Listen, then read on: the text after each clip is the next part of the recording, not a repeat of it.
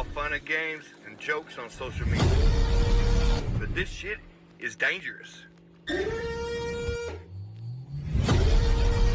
we love it.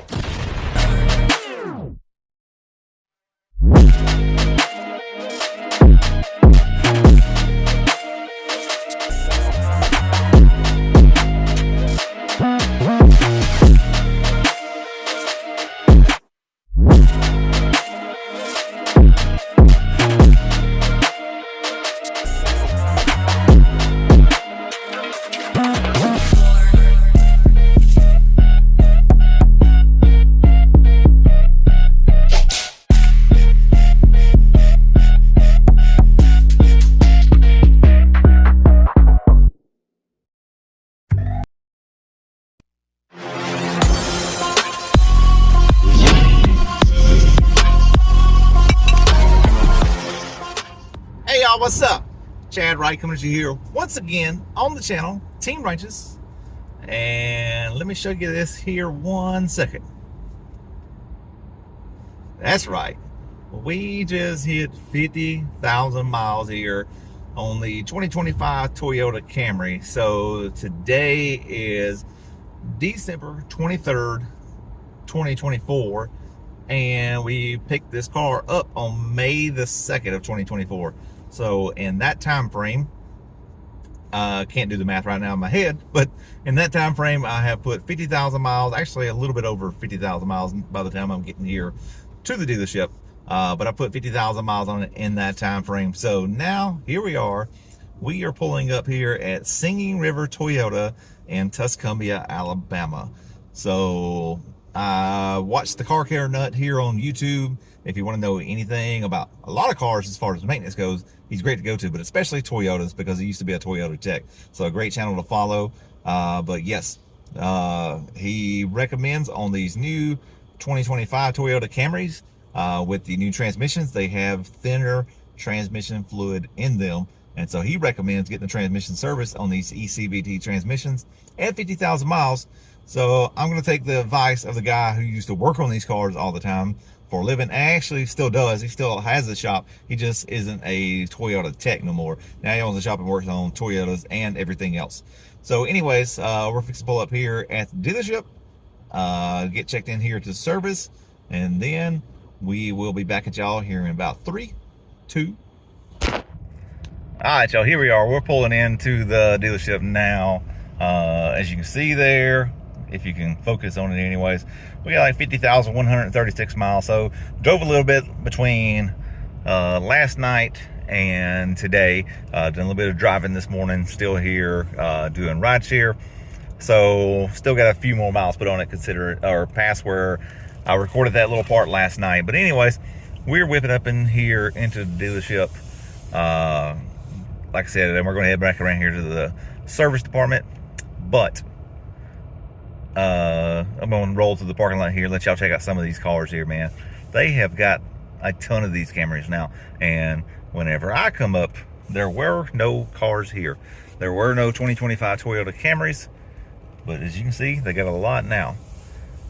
They have got tons of them here at Singing River Toyota.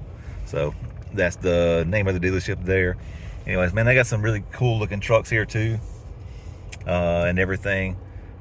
So I like this one right here. There's a Toyota Tacoma there, that orange. Love the color of it. But anyways, we're gonna whip up in here to the service department, and we'll be back at y'all here in a little bit. Well, y'all, we got us a brand new 2025 Toyota Camry LE model here. Same color as mine. It is Ocean Gem, but it's got the added XP package on it. So it's got tinted windows, some new wheels and tires on it, bigger wheels and tires on it, and got the blackout badges and stuff on it. So really good looking car here. And like I said, I've got my car there in the shop getting the transmission service. So I decided that I wanted to see what does the LE drive like compared to the XSE. And the suspension, you know, they talk about the suspension being different on the LEs and XLEs versus the the SEs and XSEs, and it definitely is a little bit softer riding. It does feel like it rides pretty smooth, so I do like that part there about it. Definitely a different front end here on the LEs and XLEs. So I kind of like the front end on these though, and I did kind of lean towards wanting an XLE whenever I was looking to get mine. But as some of y'all know, when I bought my car, it was literally the very first one that was brought to the Shoals area where I live at. They hadn't even hit the lot yet or anything. So, and the other thing I can definitely say, if you ever look to get a Toyota though, well, I already had the door unlocked, I guess, but if you don't have the convenience package, you have to lock the doors with the remote, and it doesn't unlock on its own. You actually have to push the button the old-fashioned way. Not the end of the world, but once you do have one that does have it, it sure is nice. So, but anyways, yeah, here's the interior on the LEs. It's got the gray interior in it, cloth seats, and they recently got the windows tinted in it, so we can't roll the windows down in it. But it's a little chilly out anyway. It's 40 degrees or so, so really don't want to be doing all of that. But anyways, for those of y'all, I don't know if y'all have seen my interior before, but this right here does have the smaller screen in it here and over here. Definitely a little bit different. Takes some getting used to, but I wasn't sure exactly how they had done this because I hadn't really been in an LE or an SE before. So everything about it here is exactly the same as far as the framework and everything else goes through here. Just the screen itself is smaller, so they just put a smaller screen here, but everything else here is the exact same size and everything, so it really doesn't look like it's out of place or anything like that. But there, it's just a smaller screen on the inside, and then sort of the same way they do it over here. When you look at it this way right here, it actually does kind of blend in more than what it looks like in some pictures and stuff.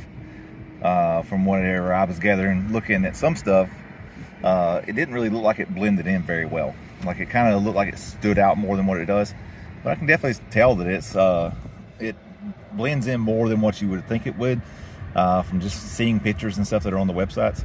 So you know, I kind of do like this dash, but like I said, it's a little bit different because you only got one gauge and it's in the center, and then the way it looks and everything, and finding out where everything is totally different than what the XLE and XSEs are.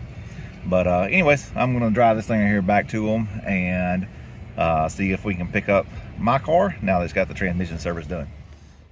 All right, y'all, so we got our transmission service done, got the oil change done, got the tires rotated here on the Camry, and I checked everything else out. Everything else looks good.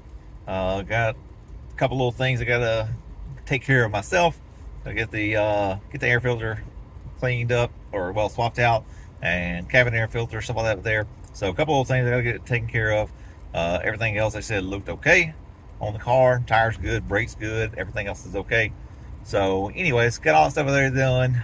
We are now headed out, about to go grab me something to eat for lunch, maybe, and then head to the house. So anyways, just wanted to do a little bit of a touch up on what we had going on there today at the dealership. Got that stuff there taken care of, and so now as I'm going to get lunch, I'm going to ship this oil sample off. So I got an oil sample and a transmission fluid sample that I'm going to ship off to Blackstone to get the used oil analysis done on both of those, see what kind of results we can get from that there, find out what's going on with everything, make sure everything's still staying in top shape.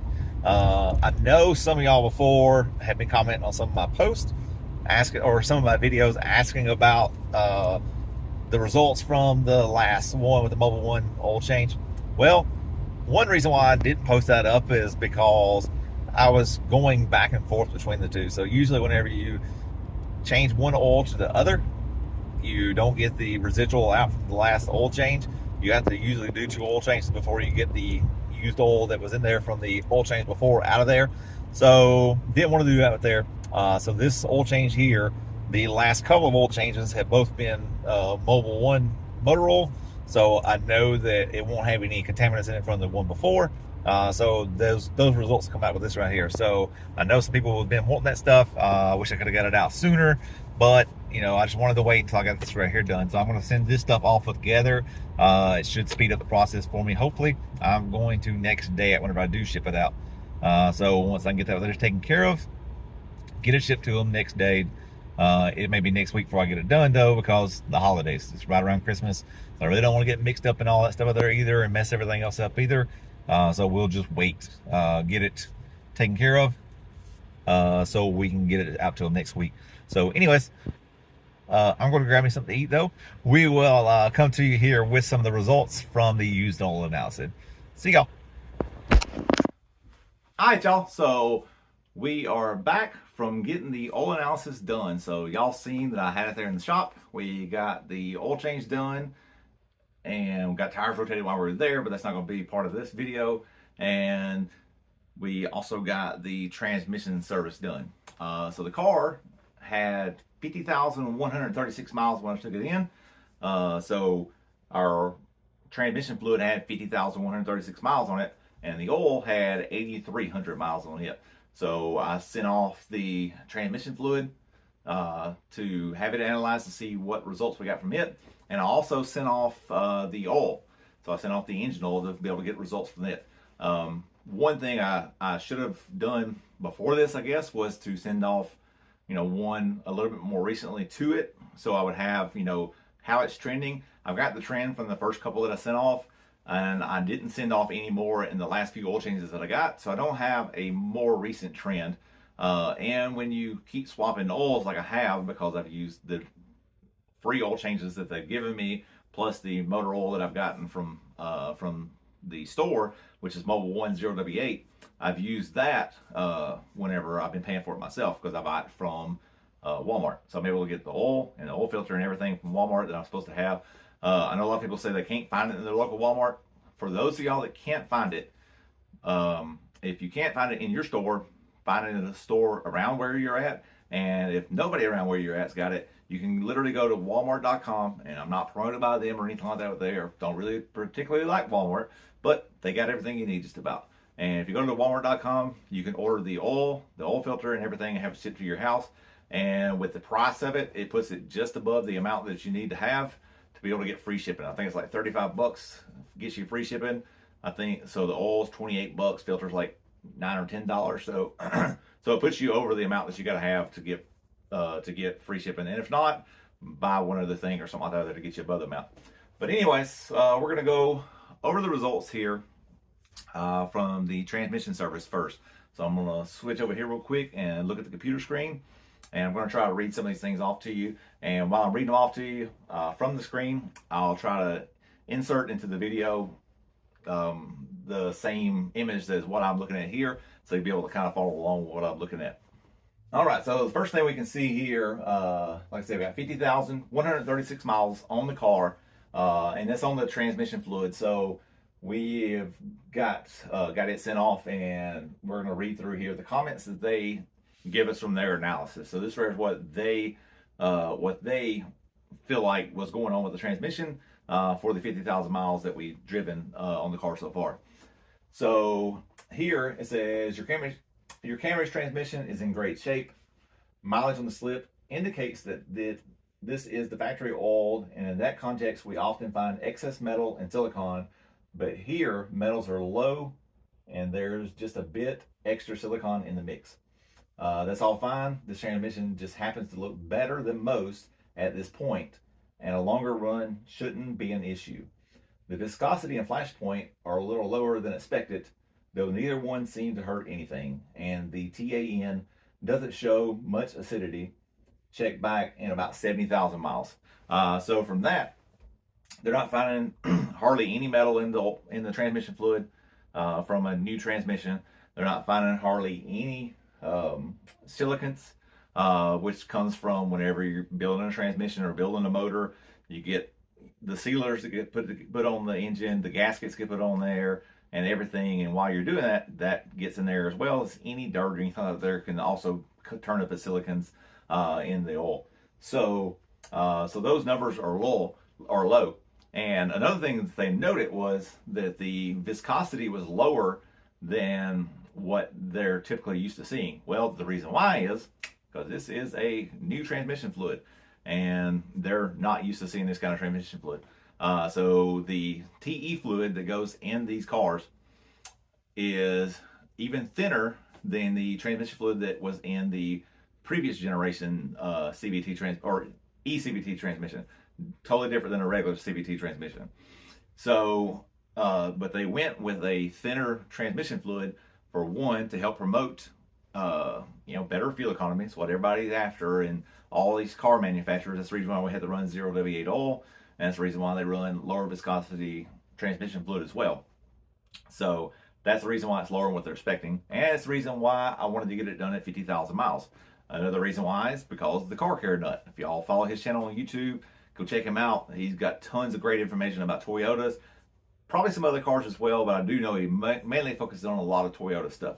But he's the one that said, hey, this engine and the all-wheel drive as well, if you do have an all-wheel drive model, has got the thinner transmission fluid in it, and it needs to be changed at 50,000 miles.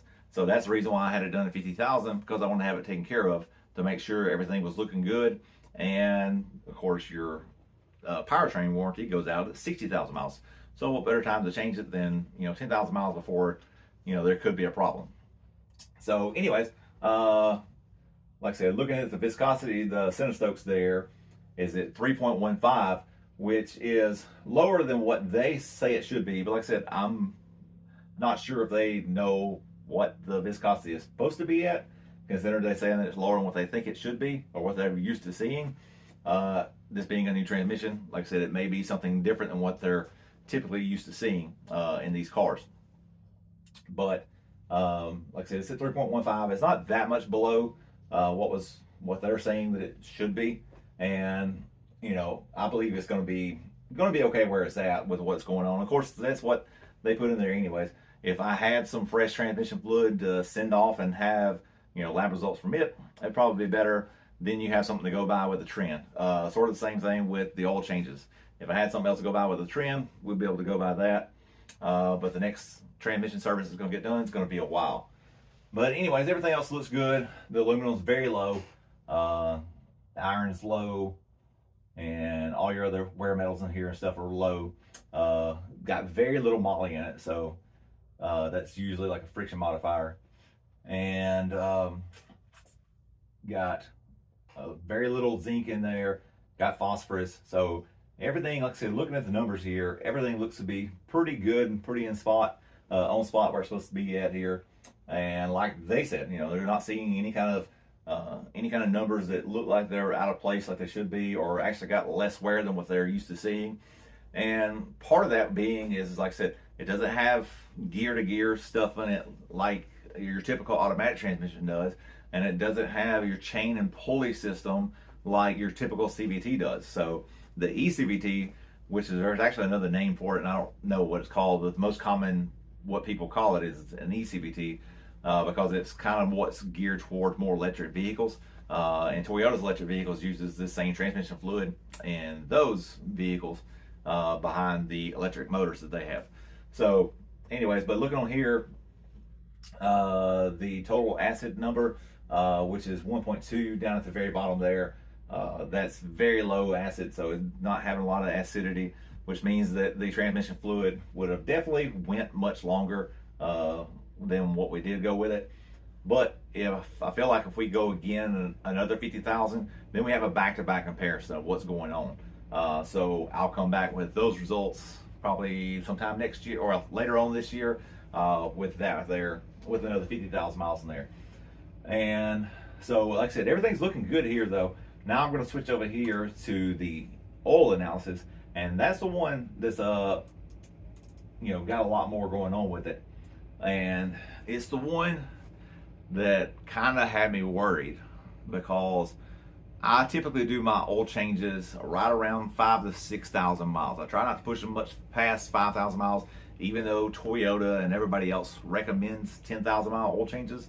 It just doesn't seem like it's a good idea.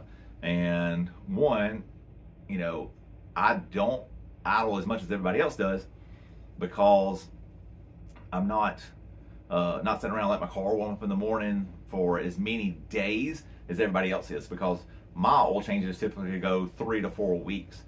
This one here went 7 because I'm driving a little bit less now, but still, most people's not going to go through an oil change in 7 weeks. Like, it just normally doesn't happen. For somebody to go 8,300 miles, typically for most people, they're driving, you know, maybe say 1,500 miles a month. So it's going to take them 5 to 6 months to be able to get this amount, where I got it in 7 weeks. So anyways, so that's one thing, is like I said, I don't do a lot of idling in the morning to let the car warm up as many days in a row as these other people do. And so I don't have as much fuel content that gets into, you know, gets into the oil, or any other contaminants that gets into the oil from that right there alone. But I don't want to stretch my oil changes out to 10,000 miles. But this last one here, whenever I got it done, I said, you know, what's my, like I said, I'm trying to think here, see here what it was. 41,836 miles is where I was at last time. So, so I was like, well, I'm, you know, close to 42,000 miles. I got 8,000 miles until the transmission service is done.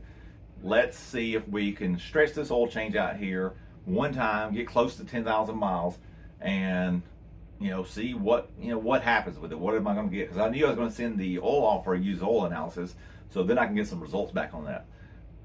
So with that information, you know, I was able to say I drove, and typically whenever I drive 2,000 miles a week or whatever, that would have just been another week of not changing the oil. Like, whenever I'm really super busy and driving a lot with doing what I do with doing rideshare, I can put 2,000 miles a week on my car pretty easily. And so, like, this is just if I, instead of going 3 weeks, if I went 4 weeks before. Like I said, it slowed down some, so it took me 7 weeks. So it took me almost twice as long to put this many miles on there as what it would have. So anyways, I'm going to read over the comments here that they give us, though. And they mentioned, you know, this was the longest you've tried yet, and the engine oil handled it pretty well. And you can also see here on the right side, I've got my first oil change. So there was the break-in oil right there at the 2,251 miles. So at 2,200 miles, that was 1 weekend of driving the car. That's where I explained that I can put miles on there very quickly whenever it's super busy. But first weekend, put 2,200 miles on the car, and I changed the oil. So that right there is the break-in oil. The next oil change right there is at 6,600 miles, which was 4,300 miles. So that was 2 more weeks. So within 2 weeks, I had to change the oil again, because I wanted to do that second one, you know, right around 5,000 miles. I wanted my first break-in oil change to be knocked out within 1,000 miles, and I put 2,000 miles on in a week. I kind of knew it was going to happen. Second one there, I wanted to wait a couple more weeks and get it knocked out again, right around the 6,000 mile mark, because that's where I typically am going to go. Because I know I'm not going to change the oil every 2 weeks. I'm at least going to try to push it 3 weeks, try to get 6,000 miles. So we're going to see how that works. I'm going to start sending some more of these off and getting the results. But this last one here, it had been a while since I sent one off, so that's the reason why there's a gap between the mileage here. But you got 50,136 miles on it now, which is 8,300 miles from the last time I changed the oil. And like they said, you know, let's see here, this is the longest I've run on engine oil, and the engine handled it pretty well. Iron looks even better on a per mile basis than before, and copper is close to average too. So we're looking here at the iron number, which is 12, which is about the same as what it was the first time, and a little bit higher than what it was the second time. But you got to remember, those oil changes were at 2,000 and 4,000 miles. So now I've doubled that one. And that second one there, that second column, the 4,300 mile oil, that was Mobil 1 0W8. So that is definitely the same oil as what I'm running there, as what I ran before. So 0W8 oil at the 4,300 miles, and 0W8 oil at 8,300 miles. So like I said, we was at 9 before on the iron, and we went up to 12, but double the mileage. So that's where the reason why he mentioned that they're looking good. And then the other one was copper. It dropped considerably. So the copper which is typically from your bearings breaking in. That's where that there generally comes from. That number right there looked better as well. It went down drastically. Like there's very little in there, and it went double the mileage. So we went from 15 parts per million in 4,000 miles to 2 parts per million in 8,000 miles. So I mean, we cut that number by 15 times almost. And let's see here what else it says in here. Aluminum went to the other direction though, so there is some extra pistons or bearing wear. At this point, we wouldn't assume a problem, but the increase is notable enough we'd avoid extending the interval for now. So it means that they don't want me going any further than what I did. And so we went from 6 parts per million in 4,000 miles to 16 parts per million in 8,000 miles.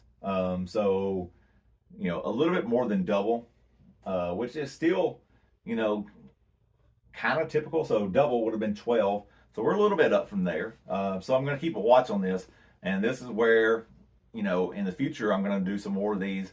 And I don't have any more free oil changes from the dealership. The one I got this last time was it.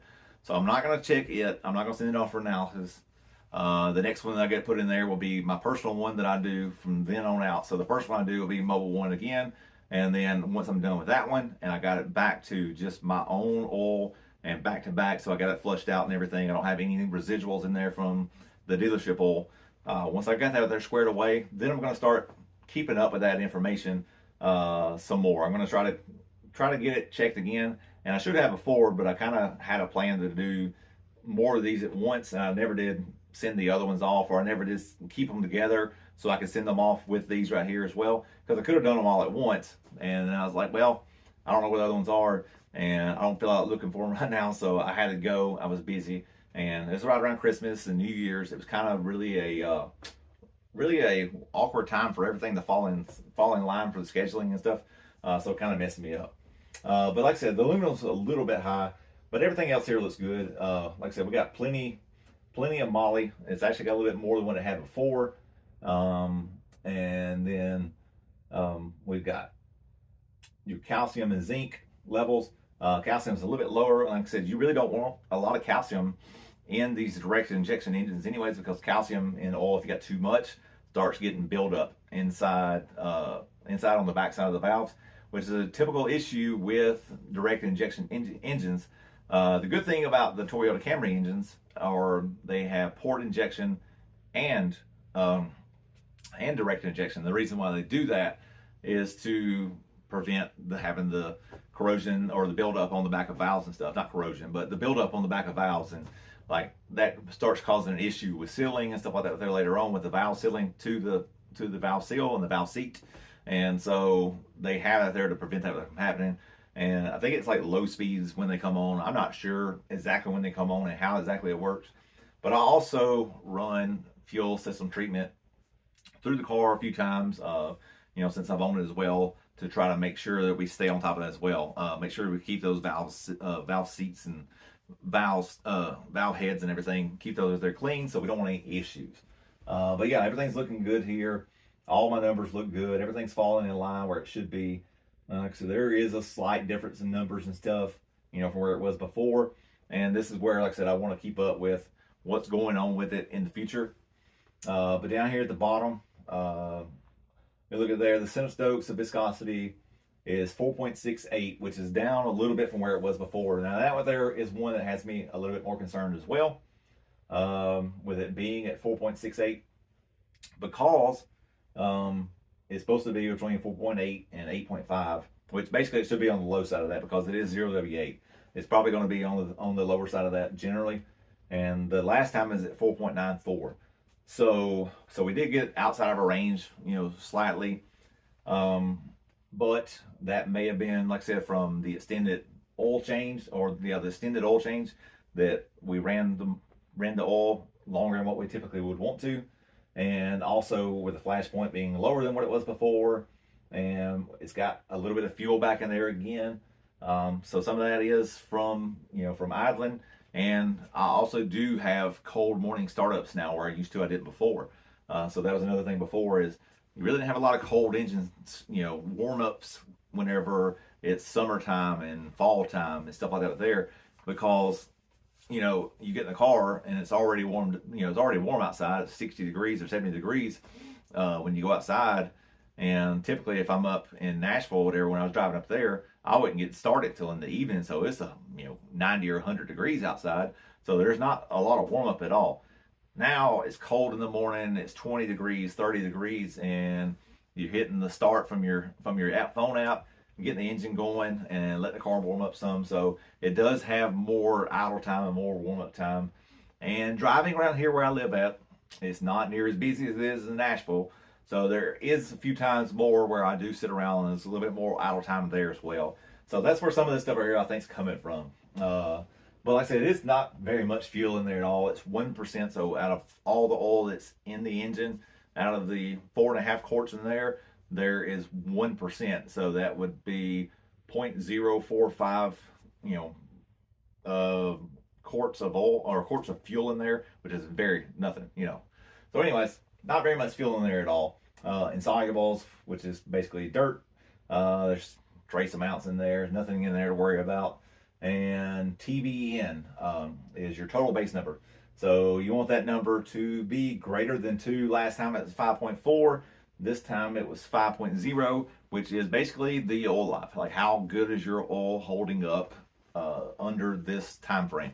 So is the oil still doing the job that it was meant to do? And according to this, it is.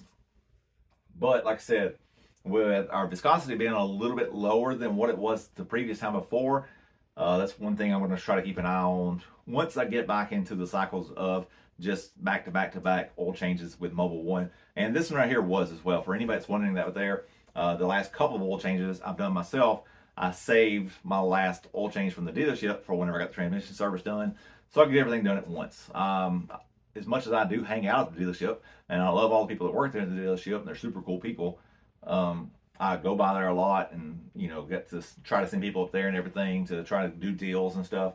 But whenever I go to the dealership to get stuff worked on, I don't want to be there, multiple times for weird reasons, for no reason that I don't have to be in the shop, because once you're in the shop, you're kind of tied up and you can't get out of there.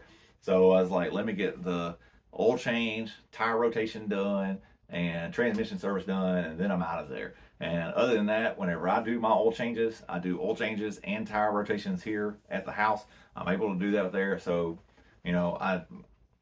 I do them so often. Like I said, every 3 to 4 weeks, I'm doing this stuff right here myself in the driveway.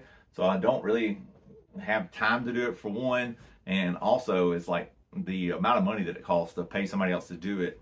Typically, if I was changing oil every 4, 5, 6 months or whatever, maybe I would go, have somebody else do it because it's just convenience. But when I'm changing it every 3 or 4 weeks, it gets very pricey and starts cutting in the profits. This is a business that I run with my car, and so I've got to, stay on top of that stuff up there.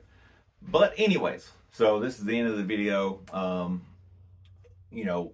My recommendation for anybody out there, one, it's never a bad idea to get a used oil analysis, especially once you get past the point of using either the free oil changes and you get consistent with using your own oil all the time, or if you're using those and going 10,000 miles and you're only using their free oil changes for the first few oil changes you do, then send that oil off and have it analyzed, and then you'll know it's back-to-back, results of what's going on, and you don't have anything else mixed in there with it.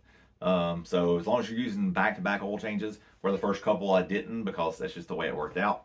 I just wanted to see what was going on in there whenever I got a new engine though.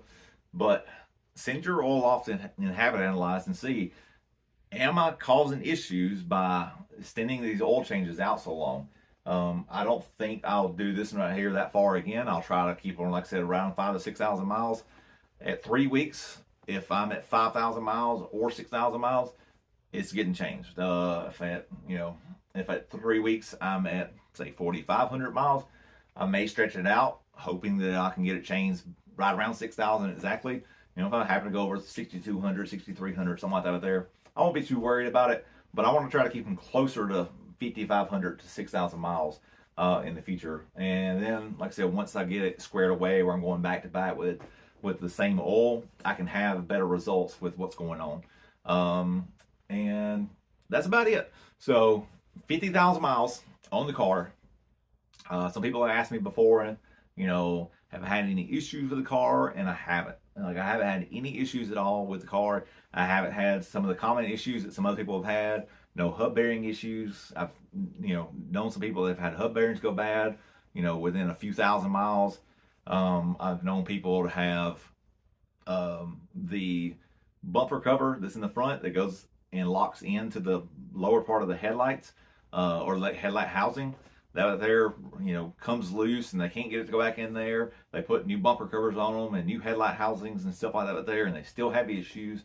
And it's a known issue now. So, I haven't had that issue though. I haven't had any issues. The only thing that I ever had was when one of the viewers here pointed it out, that rubber seal that was around like the door or the window or something like that there was rolled, like it was pink or pushed in. So I did have to, pop that out, and that's about it. Oh, and while I was at the dealership, I got a new air filter, engine air filter, and a new cabin air filter. So 50,000 miles, pretty good idea to get it changed then. It probably wouldn't have hurt to have it changed sooner.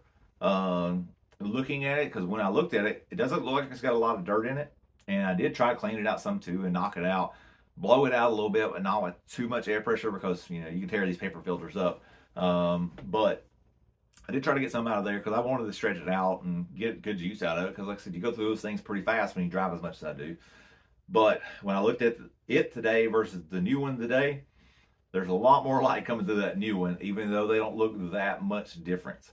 And then the cabin air filter, they look totally different, because the ones you buy from the parts counter doesn't look like the one that's in the car. The ones in the car is kind of a grayish color material. So it already looks darker than what the new one does. But you can definitely see a lot of dust and dirt and a little bit of grass and stuff that got up in there too. So all this stuff is getting sucked into the car. So whenever it's inside the car and it's circulating inside there, so it pulls the fan in to go through your air conditioner, it goes through that filter first, and which is a good thing, because it prevents it from getting trash and stuff into your into the air conditioner system.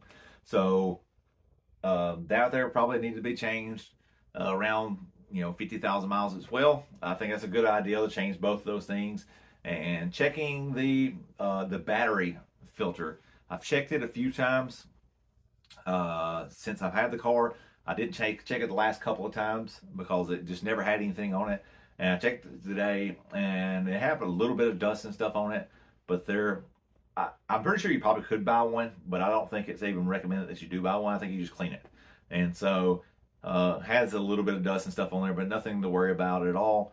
So next time I get it or whatever, I'll just get me a brush, like a paintbrush or something like that. There's some kind of soft bristle brush, and scrape through it or whatever, knock out what a little bit of stuff's in there. Main thing is you just won't let anything to get in there on the fans and mess it up or anything like that with there.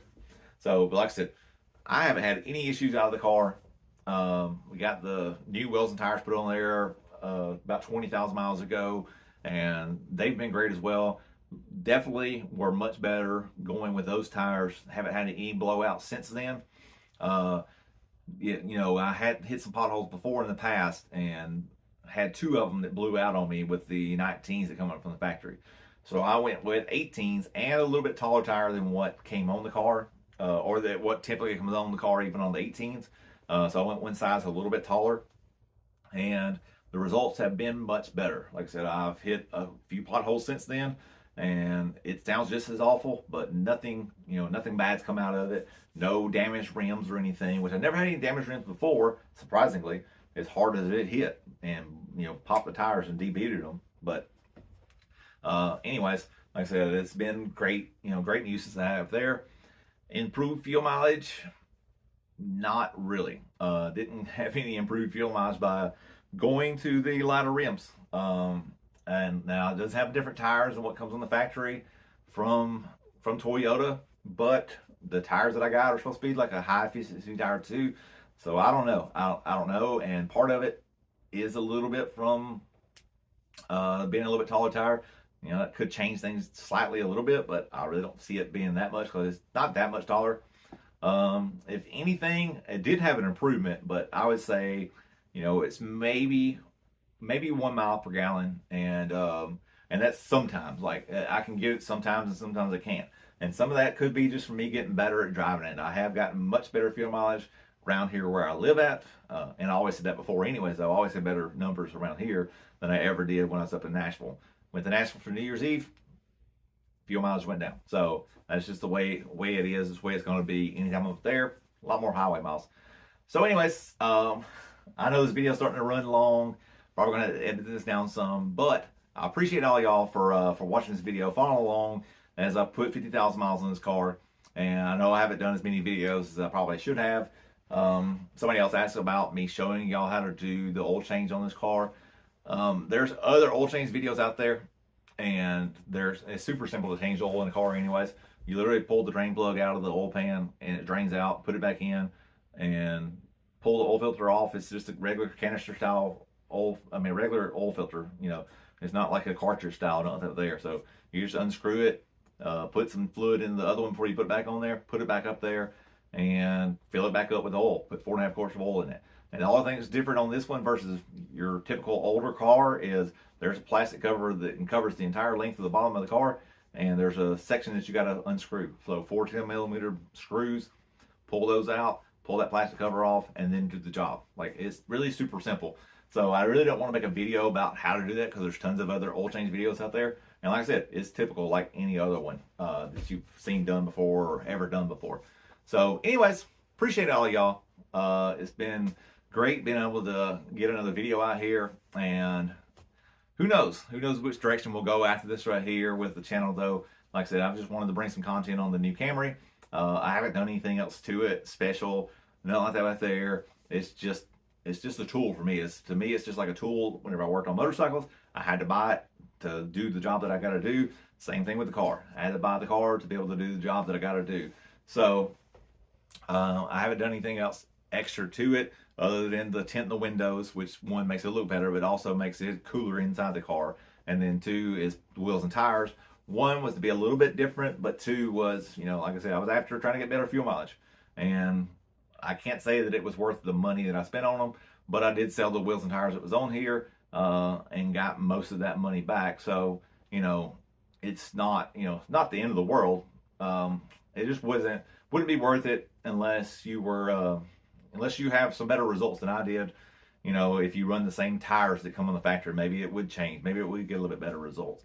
And maybe the SEs don't get that much better than the XSEs. It's just that some people are better at driving those cars, and that's the ones they happen to have, versus some of us that have XSEs or the first time owners of, hybrid cars or something.